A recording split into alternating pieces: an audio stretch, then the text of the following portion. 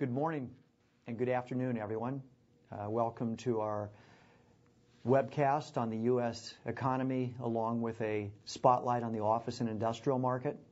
This is our first webcast of 2013, and so it'll give us an opportunity not just to look at where we've been so far this year, but to compare and contrast as we look back, particularly on the first quarter of 2013, and compare that to where we were finishing 2012. So together with my partners to my far right, Hessam Naji, Managing Director for Marcus & Millichap's Research Services, and to my immediate right, Bill Hughes, Managing Director for Marcus & Millichap Capital Corporation.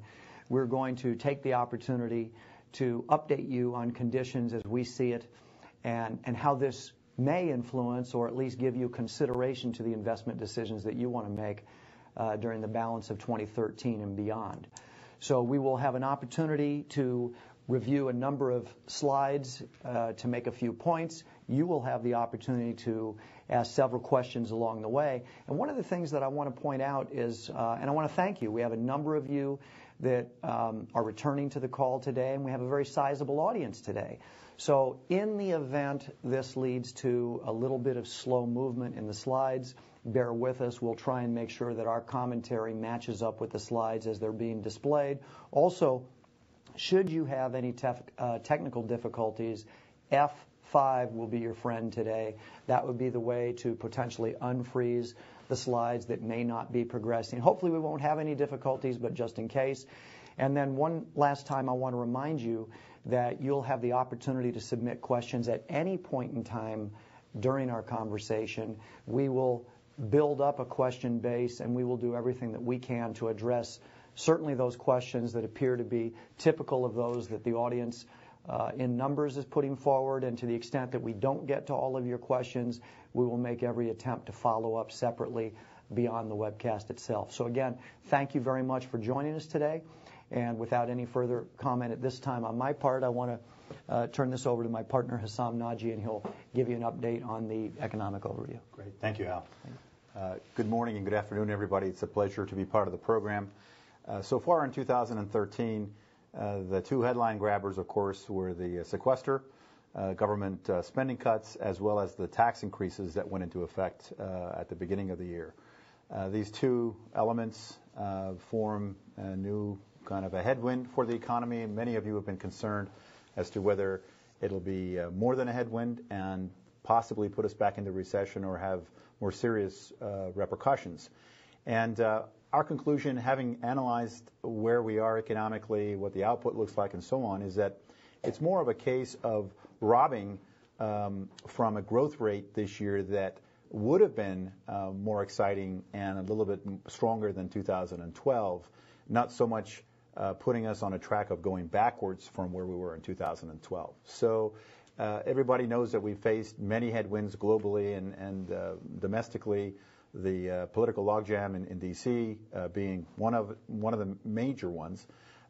And so this is yet another set of challenges for the economy, but not so much so that we're going to go backwards. It's just that what would have been a leg up on what we've seen so far has basically been robbed. But the economy continues to be very resilient. We have reason to believe that that's going to stay the same. And I'm going to share with you some of the key drivers of that conclusion. Starting with retail sales, as you may know, 70% of our economic output comes from consumption. For those of you that are rejoining us, you've seen this analysis before. I monitor it on a regular basis because it's such an important part of where the economy is headed. On the left, you see the trend line on retail sales, which took an unprecedented nosedive during the last recession compared to the other blue periods on the graph there that illustrate prior recessions, and we've recovered since. But what is not very well known is that retail sales in the U.S. today are 12% ahead of where they were prior to the recession. Even on a per capita basis, accounting for our population growth and so on, we're up about 6%. So the U.S. consumer, which was expected to never really drive our growth again, has been far more resilient than expected. And this gives us a solid economic footing. I don't think we can continue to expect consumers to drive growth. And we have to look at the corporate side of the ledger. And so this too, this next slide is a reality check on that. You hear frequently about the disappointing pace of job growth. We added about 2.2 million private sector jobs in the last 12 months.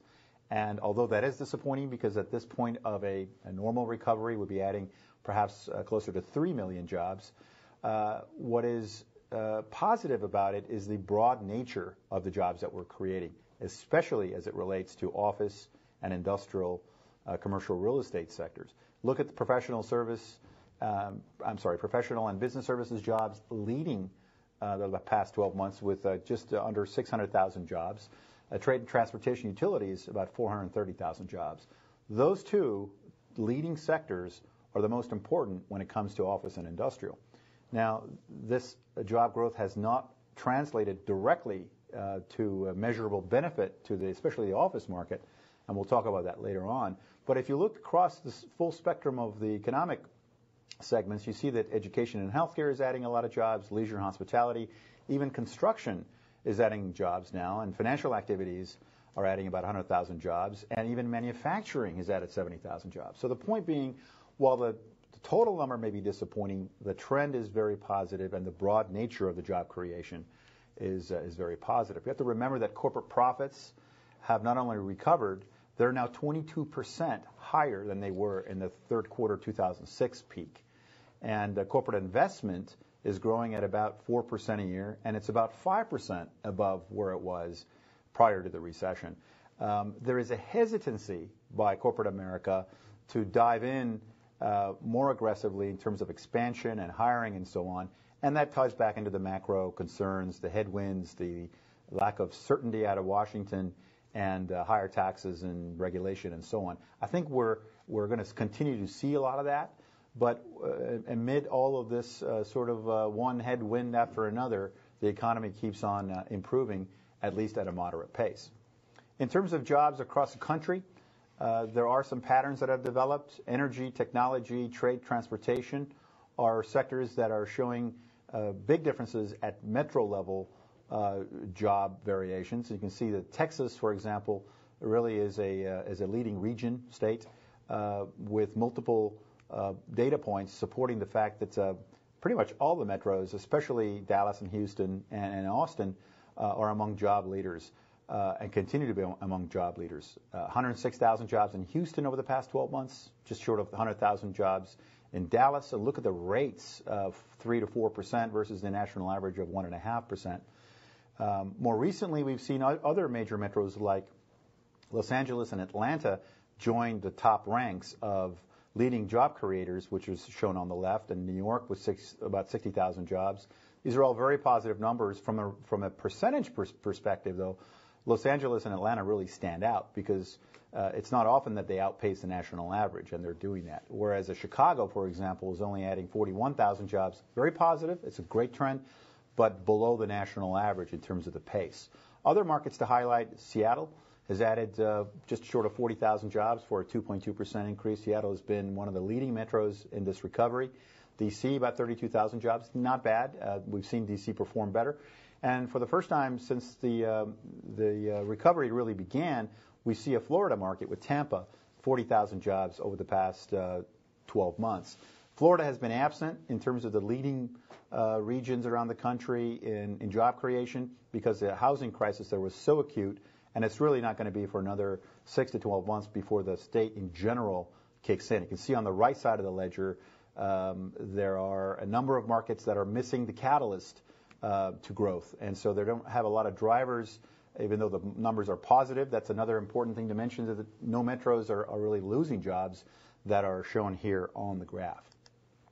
One of the most important things for analyzing and forecasting future demand for space, especially office space, is, of course, what's happening among different size companies. We've seen large companies do better in past cycles. In this particular cycle, mid-sized companies, shown here in red, have really led the recovery in terms of job creation. And where we saw a lot of struggle up until very recently was the small and micro level companies, the 1 to 10 employee type companies and the 10 to 50 type companies. And the great news, the very important trend to mention here, is that even small to mid-sized companies and micro companies are now adding jobs. Moderately, it's not a huge kind of a contributor, but this is important because the backfill of space demand for startups, for small companies that then expand for Class B and C space where they're lower cost alternatives is an important part of the puzzle in building a broad-based office and industrial recovery. Out of the 8.4 million jobs that were lost during the Great Recession, we have now recovered 5.9 million of them. And as I mentioned, it is now becoming more of a broad-based pattern instead of dominance of certain size companies. Another very important positive factor for the economy is the recovery in the for-sale housing market. You might question as to why we're discussing this here at an office and industrial video cast, but when you consider the importance of the for-sale housing market to the economy, consider the fact that sales are up about 10%, prices are up 10 to 12% on a year-over-year basis, and most importantly, in a sustainable fashion, because we've now had 4 or 5 years of pent-up demand. We've had very, very little new construction, so the market has regained its balance.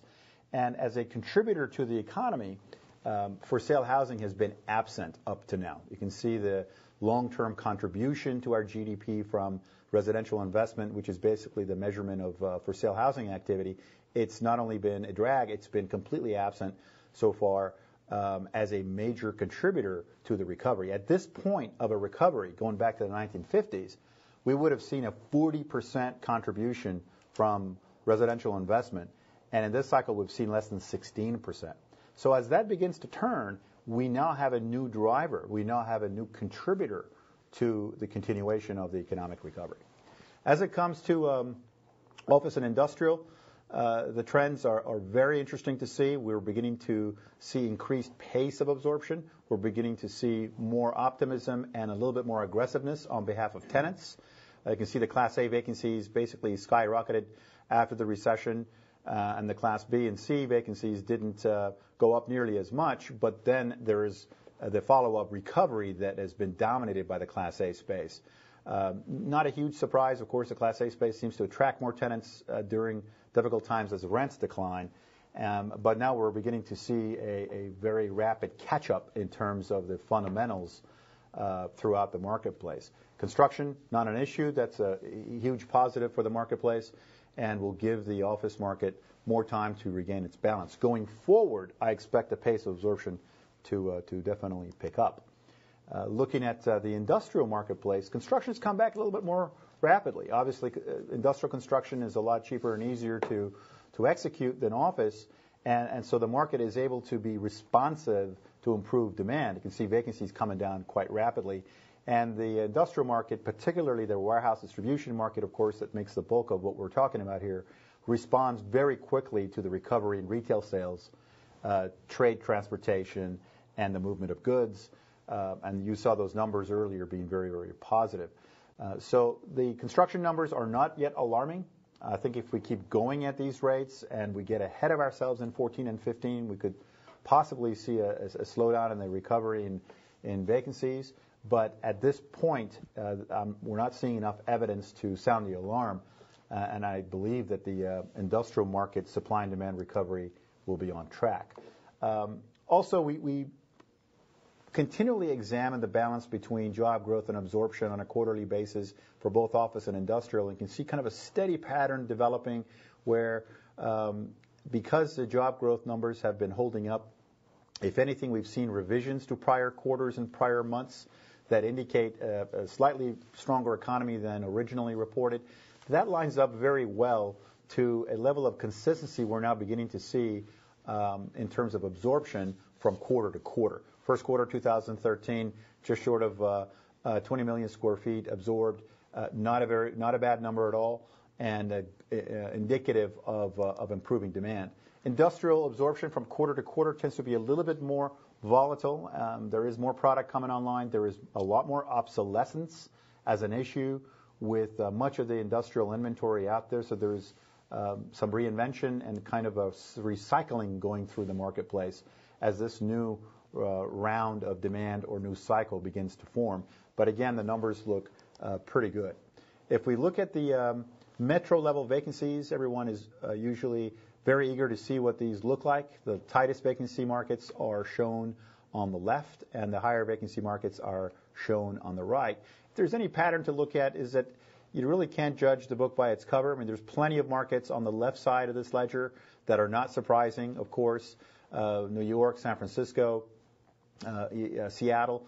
These are great office markets, very good job growth in recent months, and so there's not a whole lot of surprise going on. And those are the sort of the flight to safety markets in terms of investment, and of course they have higher prices and lower yields. But what's interesting is that the higher vacancy markets shown on the right are now beginning to show more and more of a recovery. Look at Phoenix, for example, still 22% vacancy, very high, but showing a very dramatic 220 basis point drop in vacancies. So some of the harder hit markets are now showing a meaningful recovery and maybe an interesting investment option to explore. Same kind of pattern on the industrial front. Of course, the linkage to port activity, trade and transportation is very important. But now you get to see some marquee metros show up on the low vacancy markets, such as Houston. Not a very big surprise given the job numbers I shared with you earlier. Seattle, 5.5% vacancy, 110 basis point lower than a year ago. Los Angeles is very tight. But also look at the Inland Empire, which had been grossly overbuilt prior to the recession, had huge vacancy issues. Now we're seeing a meaningful recovery take hold there, and for that market to now qualify as one of the tighter markets for industrial is a great pattern to see. On the right, same kind of analysis. You can see the markets with the higher vacancy rates, but again, those where some of the opportunities are, and some of the recovery stories that are happening in places like Atlanta, Phoenix, even Detroit, and Boston are worth examining as investors. So at this point, before we begin our discussion, we'd like to ask your opinion and get an idea of what your expectations are. If you can take a moment to answer the following question: in the next 12 months, do you expect office and industrial occupancies to remain flat, increase dramatically, increase moderately, or decrease? We'll take a moment, give you a chance to answer that while I see if there's any questions or follow-up from my colleagues. Guys? Great presentation, Hassam, as always. Thanks. You'd made a comment during the presentation that you think absorption is generally going up in the future. I'd really like to know why you think that. Sure. It's a tale of two cities. On the one hand, we're hearing more and more about efficiency, companies wanting to be conservative, companies reducing square footage per employee, and those long-term trends are here to stay. Technology, space redesign, fewer big offices, more open, cubicle type of modern space. That does translate to fewer square feet per employee, no question about it. But if you look at the pattern of the post-recession job creation, especially in business and professional services versus net absorption, it was very disappointing because companies had so much excess space in 2010, in 2011, and even in 2012. As we see job growth now, that excess space is generally been burned through, and companies have less and less excess space to grow into. So we're hearing more and more about companies that need more space, and they don't have enough space to accommodate their growth. Also, upon lease renewals, given the fact that rents haven't begun to really increase in a meaningful way yet, a lot of companies are recognizing that the cycle is turning. It is better to lock in more space at current rates versus take the chance of running out of space within 2 or 3 years instead of thinking a little bit more long term. So it's mainly the burn off of excess space that I expect will have a better correlation between job creation and square footage of absorption. Al, what are your thoughts on this? Well, actually, I'm preoccupied with the question that I like to ask you every time because you always do such a thorough job. To try and answer your question briefly, I don't think there's any doubt that fundamental improvement is taking place. I'm positive that is occurring as we speak, largely for reasons that we've talked about before. Albeit at a lower rate than we might like, we are seeing improvement in space demand. You spoke earlier of positive absorption. The supply side of the equation, though, has been so constrained that even a little bit of improvement is positive under this playing field that we're in with such a low supply. Very good point. But here's where I want to go, though, on the economy. A couple of things that you said, and we've talked about this also. we have a housing market that clearly appears to have found its footing and is on the run up. You spoke earlier of corporate profits, although I've certainly been made aware a little bit that is it revenue growth or is it cost containment, and now where do we go to keep growing the number? But despite that qualifier, we have great corporate profits. So one would think that we have some pent-up pop coming. So I kind of want to know how you feel on that versus what's going on in your head about what you hope doesn't happen, maybe the winds of caution. Tell me about how you're balancing pop versus cautionary thoughts. In a normal environment, Al, if we had less macro and global concerns, we haven't heard much about Europe, but it's still there as a potential problem. We still have to deleverage. We're still paying back a lot of debt. We are just at the cusp of seeing higher taxes and lower spending by our government because we have to get our fiscal house in order. So I think the caution and the worries are here to stay. I just don't see them disseminating anytime soon. And that is going to rob us from what would be a much more aggressive, natural tendency for companies at this point of a cycle to take advantage of low interest rates, low cost of borrowing, and expand in terms of plant equipment and real estate consumption. So I think it's a conservative environment. It's going to stay conservative. Nevertheless, you can't help but look at the numbers. Jobs, retail sales, housing, they're all improving. Right. So that's why I think we're on a good track, just not a record-breaking above trend line kind of a track. Great. I hear that the audience responses are back. If we can illustrate those real quick. So 71% expect increases at the moderate level in terms of occupancy. So the vast majority of audience seems to be agreeing with our cautious optimism, more good news to come, but just not a whole lot of great news to come. Seems to be the pattern. Right. Bill, I will turn it over to you for the capital markets discussion. Thanks, Issam. We're brokers, and as brokers, there have been times where I know some of you have walked away thinking that our comments have been overly optimistic about what we've been presented during that particular time. And quite frankly, if you're of that reflection, I'm not going to do anything to change that today. I mean, from our standpoint, the market couldn't get much better as it relates to capital markets in particular. There's a low cost of debt and equity for most every client and transaction out there. In the office and industrial arena, there's a wide variety of capital providers available servicing top asset classes, while capital becomes certainly a bit more spotty for lower quality assets in smaller tertiary markets, particularly for office product in the marketplace. And while underwriting principles remain strong, they've certainly turned more of an accommodative posturing. It's all about clearly depth of market, tenants, occupancy, and as we spoke of before, consistency of income, that quality income stream that lenders are looking for in the marketplace. Today's debt yields of 10 to 11% and debt service coverage ranges from 1-3 or better produce loan-to-values of 60 to 70%. It's pretty much the norm out there. We may see a few deals with debt service coverages a little bit lower, debt service coverage a little lower, debt yields a little lower, but clearly that is sort of the main frame. For office and industrial, the capital stack is well served by life insurance companies who play a significant role. We're going to talk about that in a minute. Commercial banks, international, national, regional, local banks, debt funds, and now CMBS, and we're going to talk more about CMBS in a minute as well.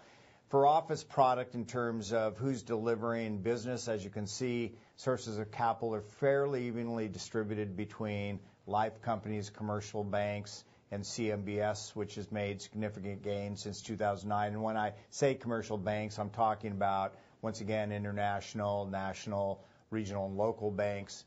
We see CMBS continuing to gain market share over the next year, ultimately becoming perhaps the single largest contributor of debt to the sector as they move into the marketplace and as they gain ground in the office sector. We believe the industrial sector will continue to be dominated by life insurance companies and commercial banks, even though their particular market share sort of has moved around over the last 5 years. If you look at the bar graphs, certainly you'll see the shift in market share from year to year, but ultimately their totals remain about the same. We expect CMBS will gain some ground as issuers' willingness to make smaller loans improves in the future.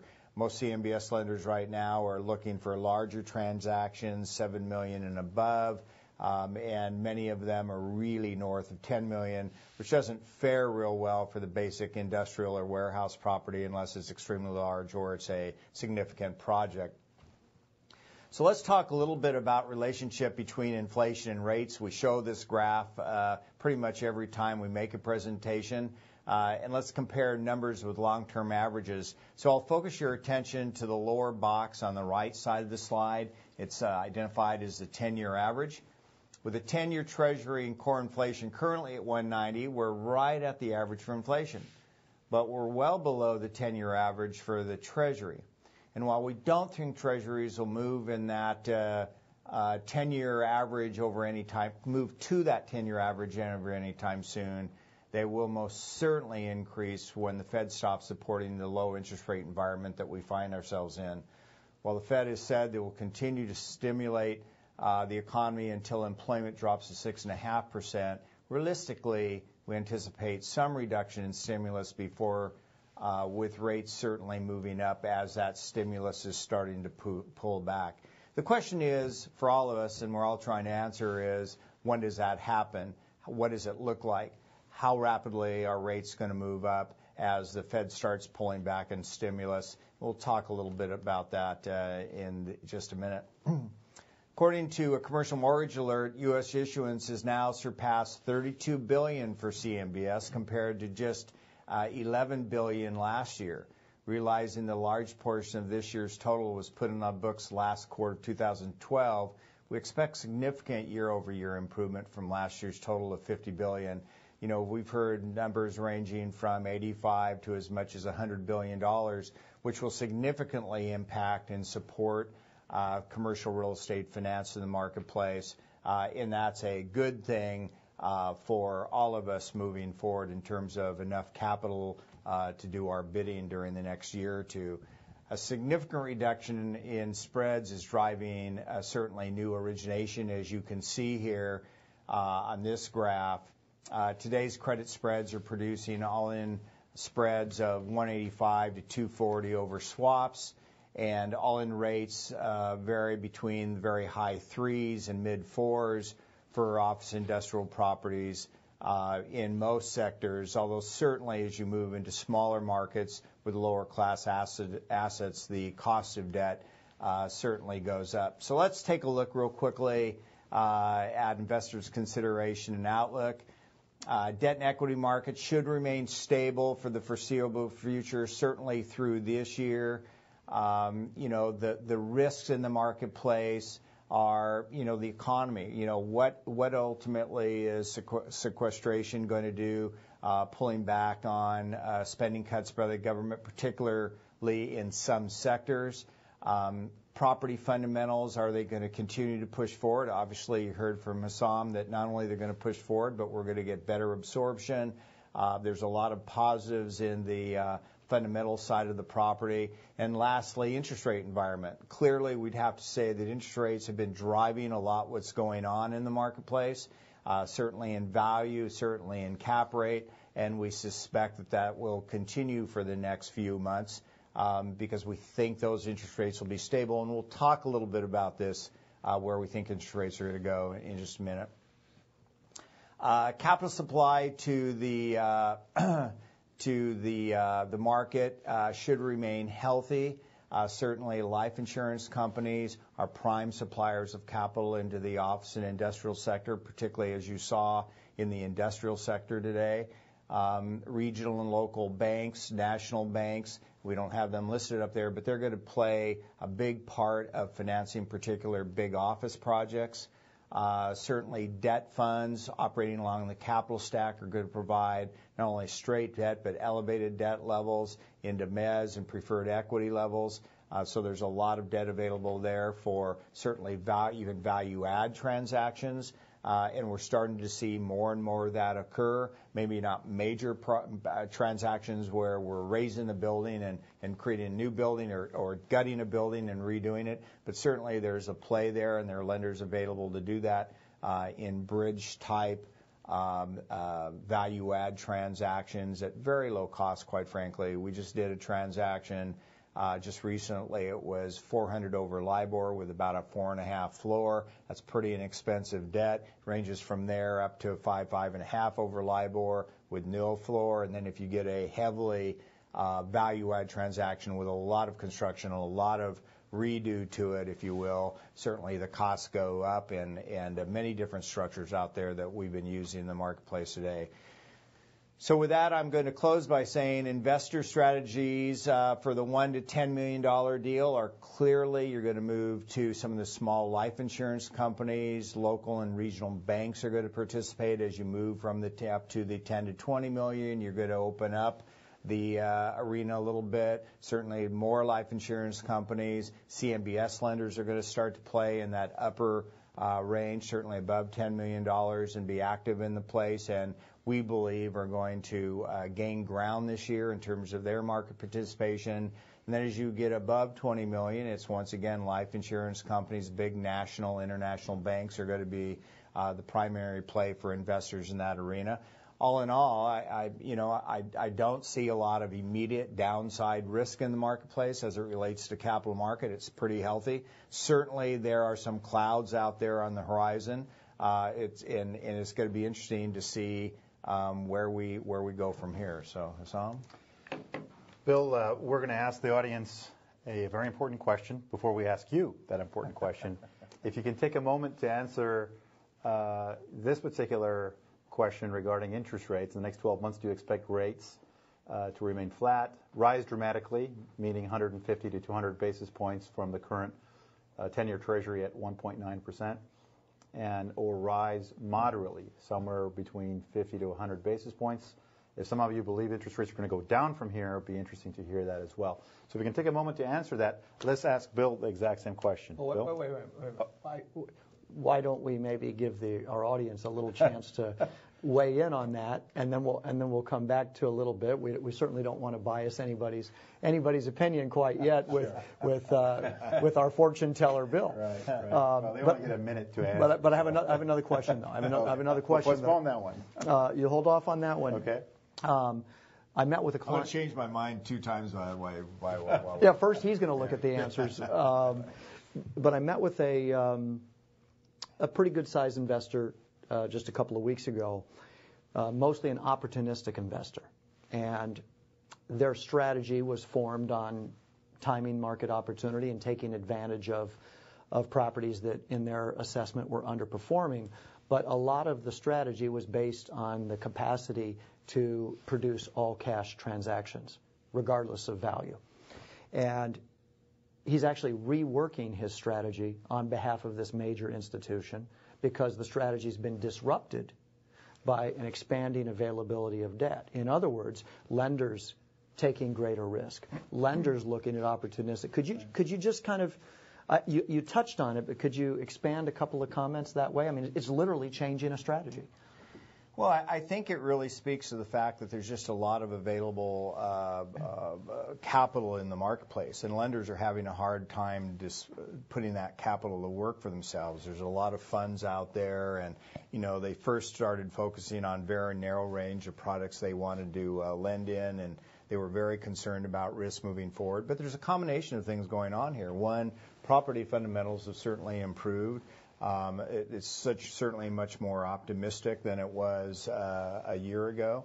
I think lenders are willing to move into the sector of, hey, we'll take some risk. It's fairly low cost of debt depending upon how much risk you want to take. There's plenty of funds out there that'll do a completely vacant deal as long as you can justify with the market moving forward, and they'll participate at relatively low costs.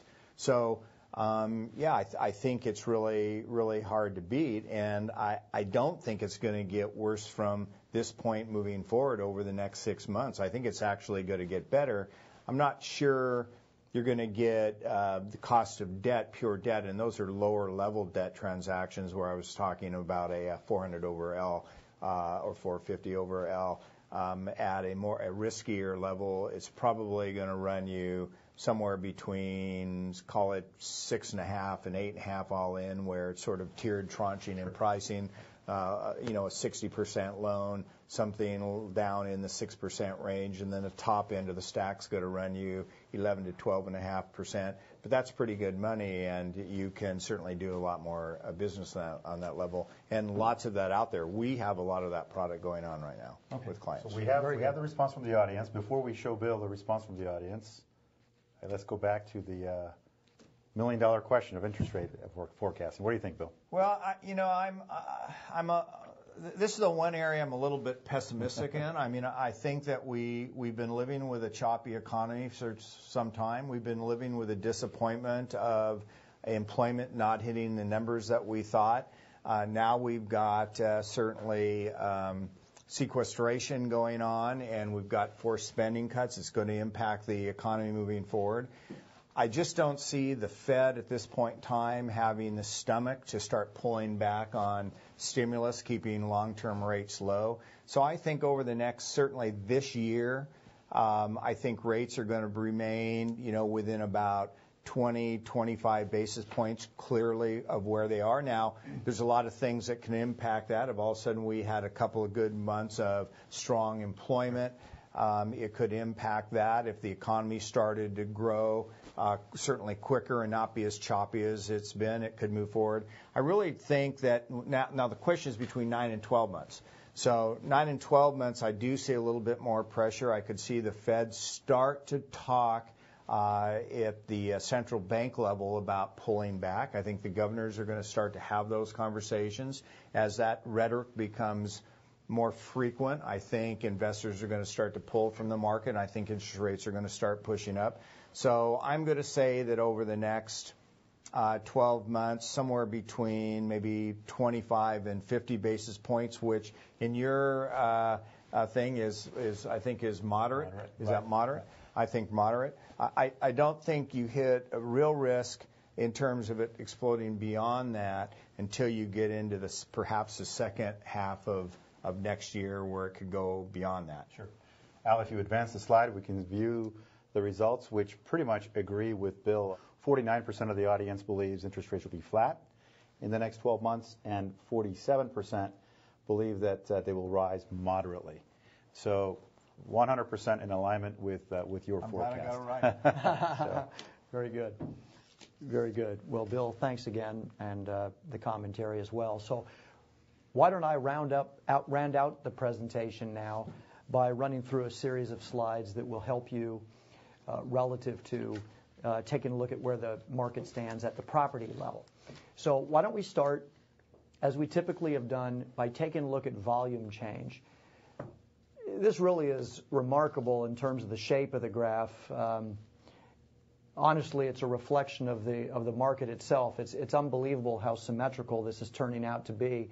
But what you see here, this is expressed now in terms of annual dollar volume, although the color breakdown is really to try and give you an impression of where is the trade happening expressed in dollars. So naturally, you would expect that at $20 million and above, you're going to have certainly the higher volume, because there's no cap on that, and it's running to the top. But what you do see is an environment that is rapidly rebounding from a dollar point of view back to 2005 levels. I think that's significant. 2004, 5, these were enormous markets in terms of velocity at the time they occurred. Significantly bigger than anything we had ever seen before, and we are now rapidly moving towards that level. The other point that I at least want to make here, and it applies to both sides of the graph. You have you have on your left the office market, on the right you have the industrial market. Naturally, the price tranching does come out differently, because industrial assets overall much lower price per square foot than office, and so naturally you see some variance in the distribution. But the 2013 numbers are the first quarter annualized. I only point that out because that has not traditionally been The first quarter has not traditionally been the most active quarter of the year. So I would say the odds are reasonably high that this graphic, when we look back at the end of the year, will actually be more aggressive in the ramp-up. But we'll see. Want to look at this one more time expressed in terms of transaction counts. Now, actually, the rebound in transaction counts is even a little bit better than the dollar volume. In other words, we're practically in both sides of the ledger back to an 05 level. Again, still trending higher. But what this graphic depicts is a reminder that when you really look in the totality of trade, in other words, the number of turns of properties changing hands, we have a marketplace that, although the headlines certainly don't address asset sales very often at the $20 million price point and below, the truth of the matter is that's really where the lion's share of actual market activity lies.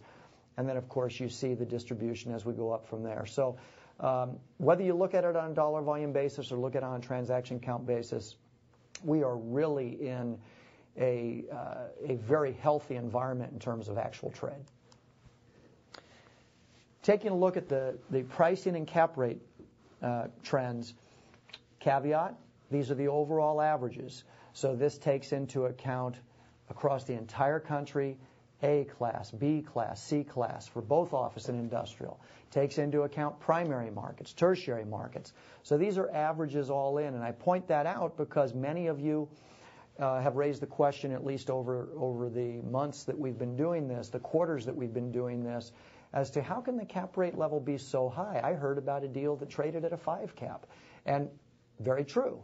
But when you blend in the averages, both in terms of asset class and actual markets, you get a changed distribution. So the important part of this message, as I would like to express it, is that you have still a declining cap rate average.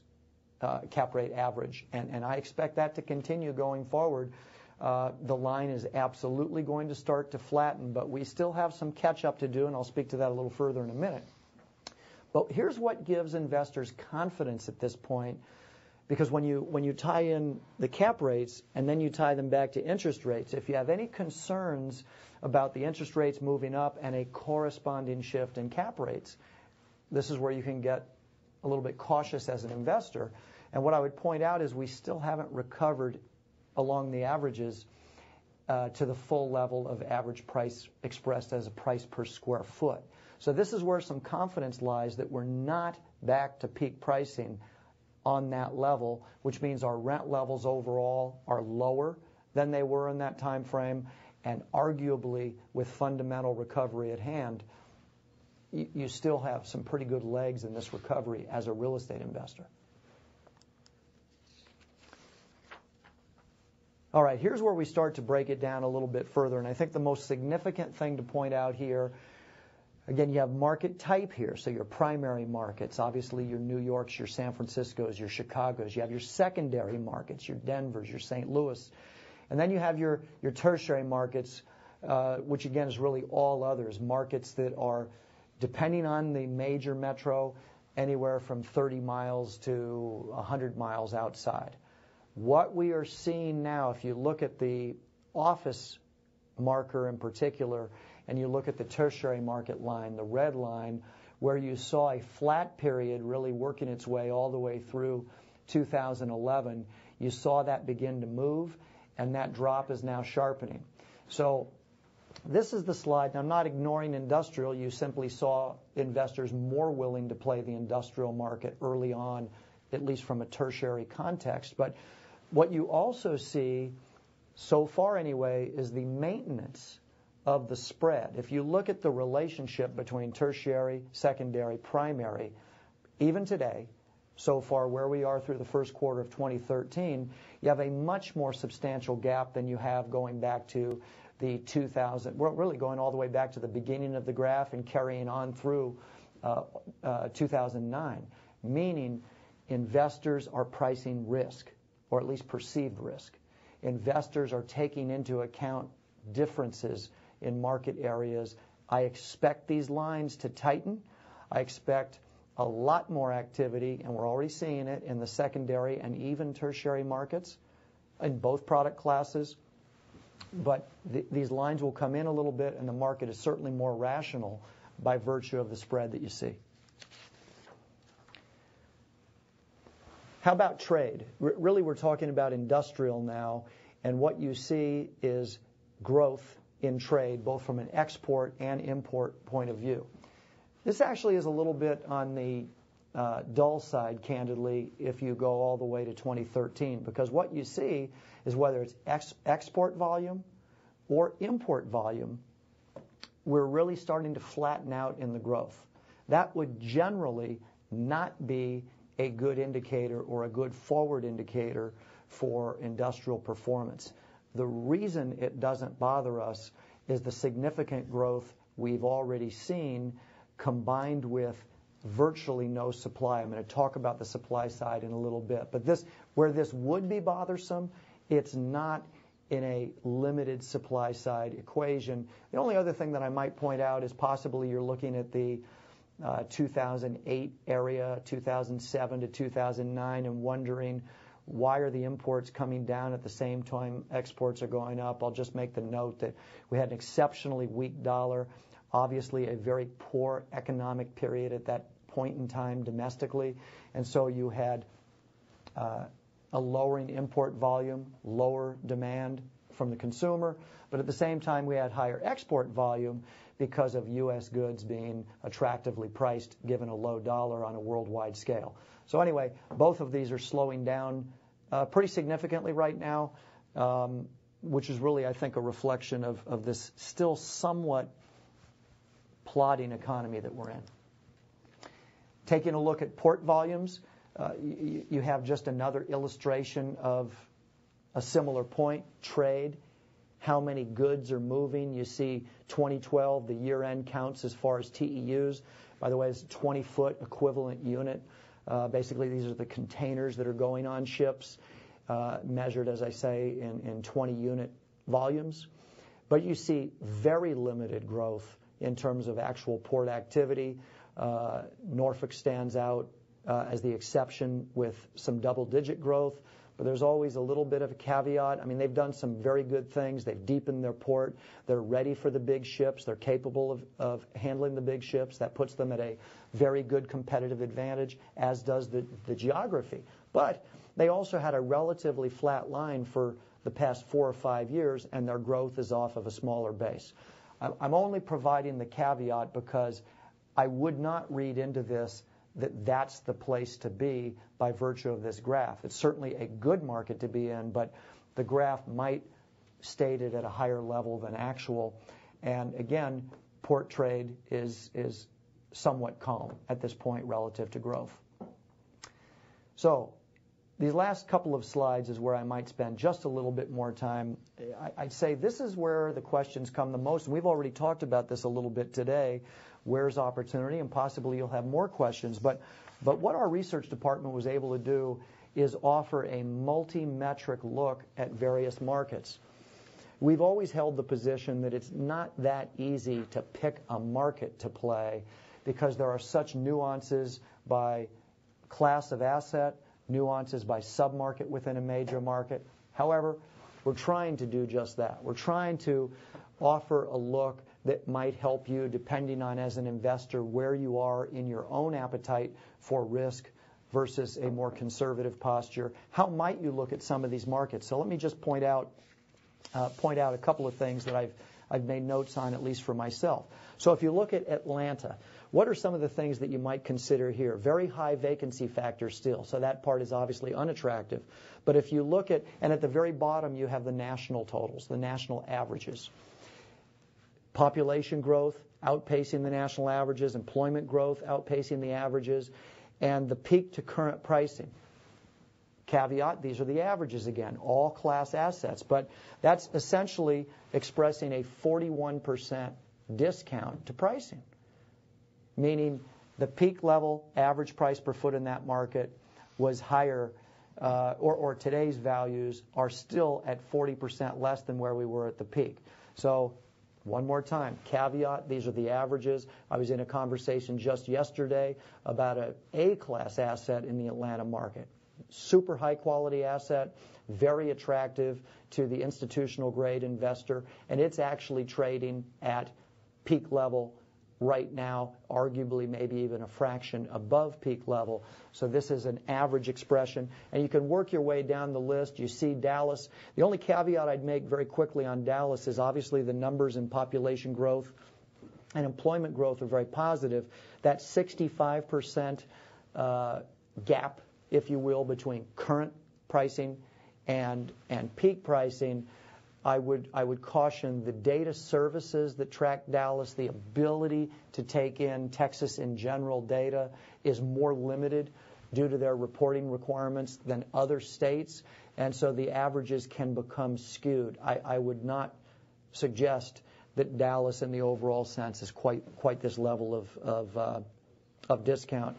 So really the last thing that I'll say here, you've had a chance to maybe absorb some of these differences, and we can come back to these slides and talk about them later, but this does give you an idea maybe of how you might look at markets in terms of how well they've improved already from a vacancy standpoint and what might be going on in terms of construction and potential growth.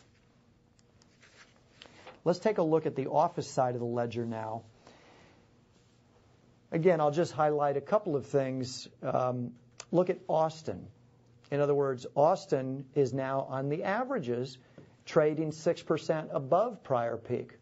Does that mean that it has exhausted its opportunity?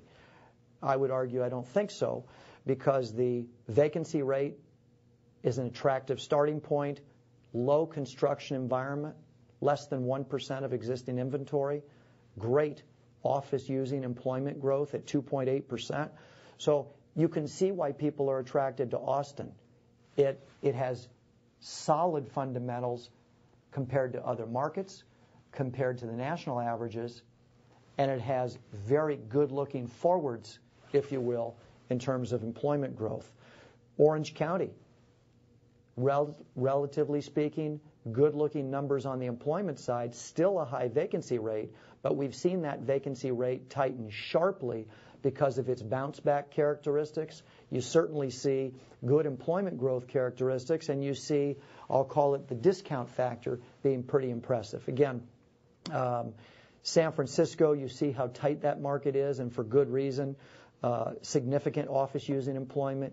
Tampa's interesting because the vacancy is high, but actually pretty good numbers on the employment side and a pretty solid discount factor, if you will. So again, this is an attempt to help you see broad metros and how might you consider timing in some of these areas depending on your own risk profile. The last thing that I really want to highlight today is a case study. In other words, how has this opportunity spelled out in an actual deal? So just to speak to this very briefly before we get into more questions, here was the then. Then is 9-10 months ago. This was a property that was tired, out of favor, 80s vintage, 45% occupied at the time we brought this to market. Very limited buyer pool. Extremely low interest in the asset for what it was. Older, low occupancy, the reasons that you might imagine.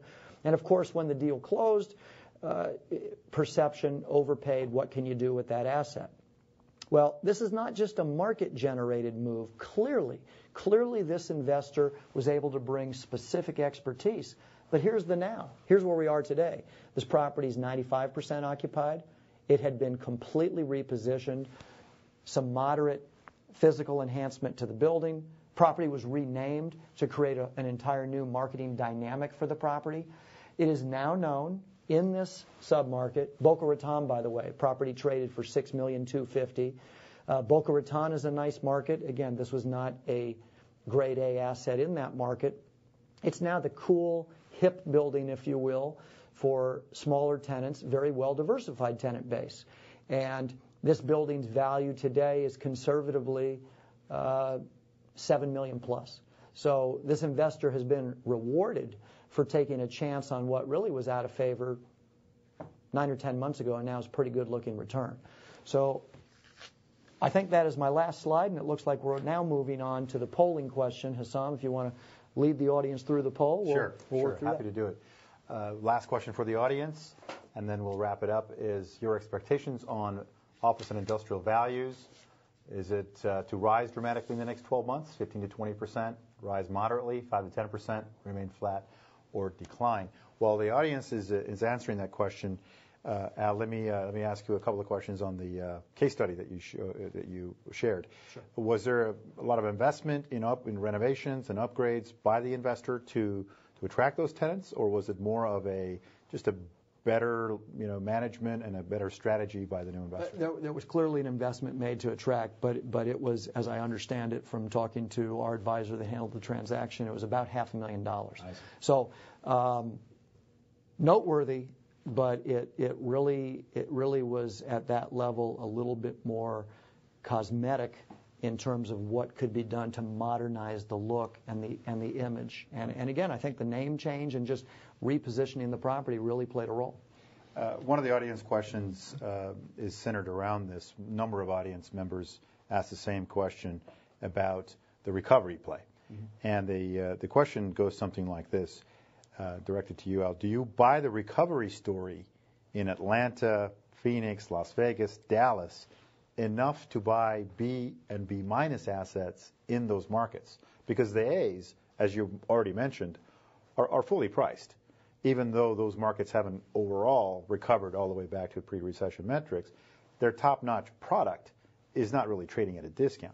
So is it time to go into those markets but buy the lower grade, lower quality B, B minus, potential value add investments, or is it too early?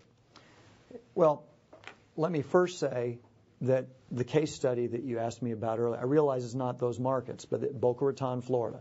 And as you pointed out earlier in your commentary, that Florida has not shown the overall recovery. It's been a bit of a laggard, right, overall. There was not a crowd at the table for that asset. This investor was in a bidding environment, in a very thinly traded bid.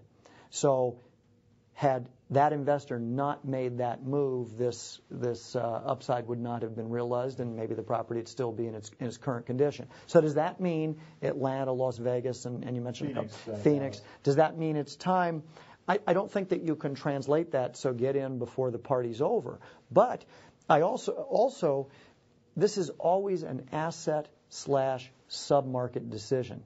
I might go to a given asset in a given submarket and say, I don't. Doesn't mean I'm right.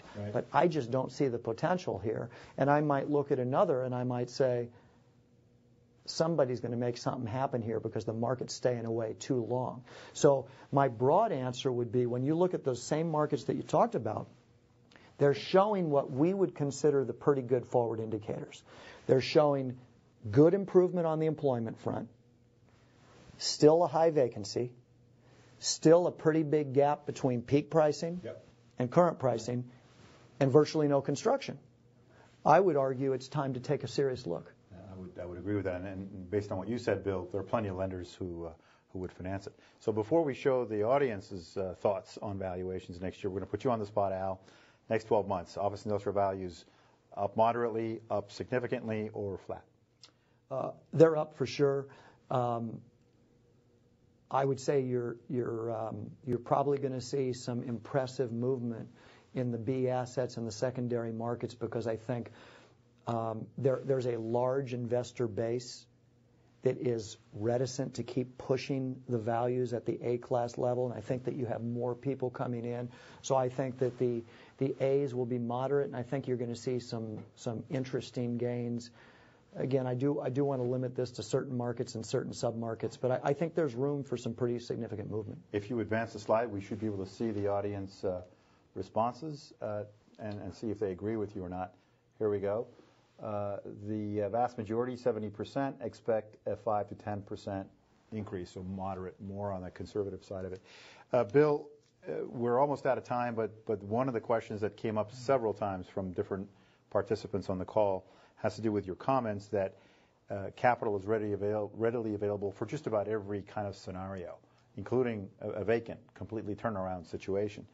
And a number of audience members had a little bit of a deja vu to 2006 and 2007, I believe, when similar conditions were upon us, and that got us into a lot of trouble. So is there a froth in the capital markets? Are you concerned?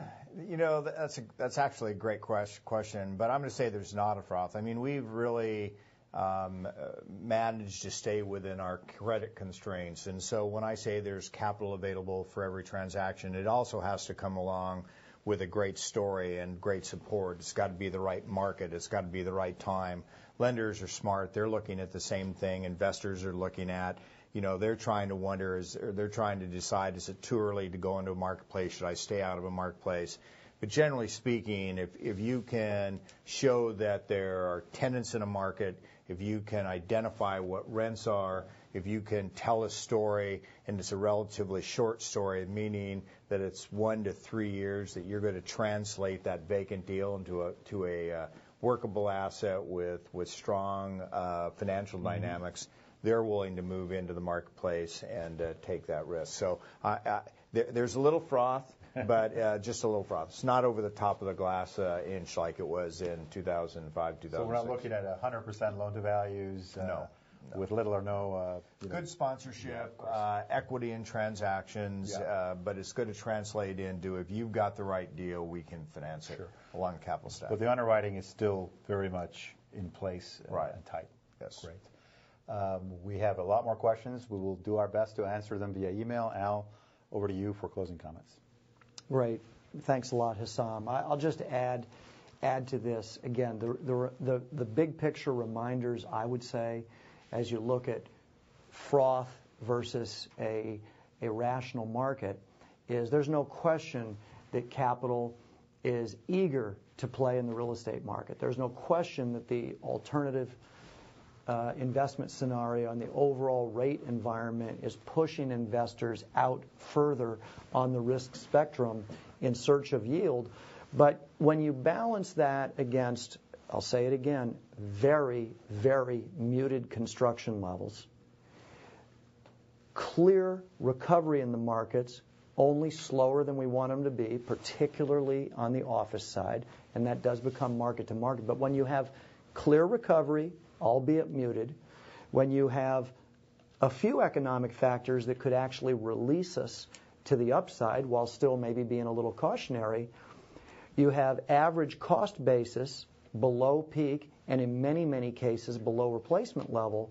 I think you have reason to feel a certain level of security that it's hard to argue that we're overly frothy right at the moment. So I'll leave you with that.